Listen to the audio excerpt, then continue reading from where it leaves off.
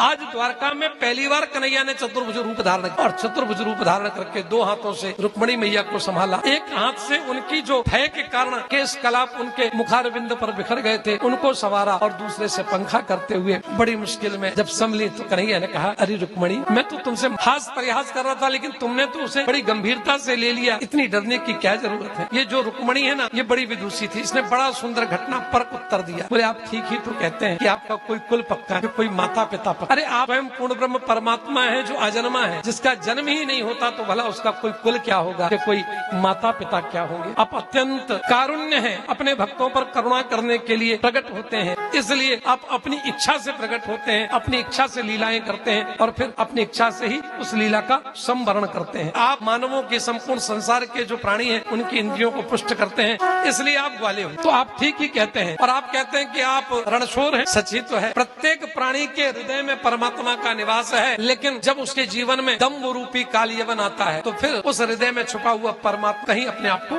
छुपा लेता है। आपके इन्हीं गुणों के कारण मैंने आपका वर्णन किया है। इससे परमात्मा ने अपने इस संबंध को मजबूत किया।